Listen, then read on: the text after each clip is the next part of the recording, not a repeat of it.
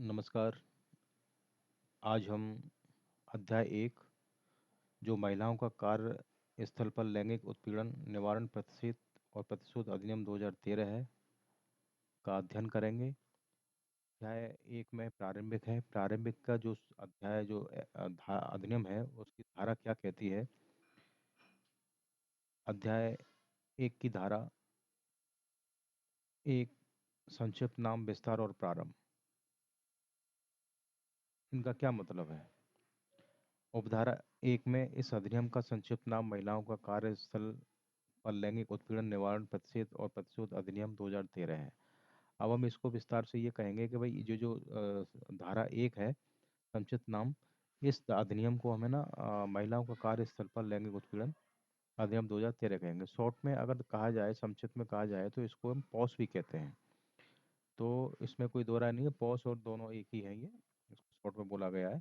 अब जो उपधारा 2 है, उपधारा क्या कहती है, विस्तार। उपधारा 2, इसका विस्तार संपूर्ण भारत पर है, यानी कि इसका जो क्षेत्रफल है, इसका जो अधिकार होगा, कहाँ का फैला होगा, ये संपूर्ण भारत पर होगा। कोई कहे कि भैया ये जो है कुछ स्टेटों पे है या कुछ राज्यों पे लागू होगा, नहीं, ये पूरे ही संपूर्ण भारत के जितने भी राज्य हैं उन पर लागू होगा।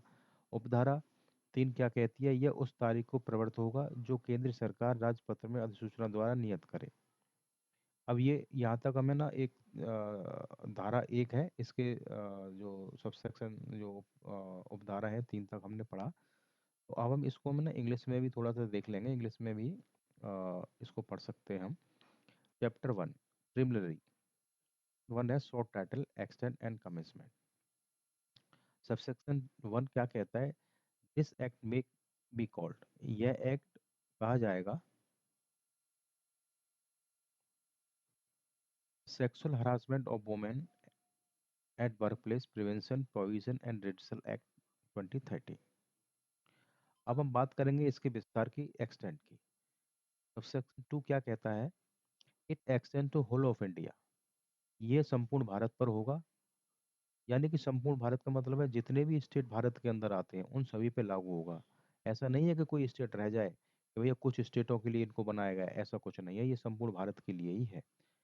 अब हम पढ़ेंगे सबसेक्शन 3 यानी commencement. Subsection 3, it shall come into force on such date as the central government may by notification in the official gazette appoint।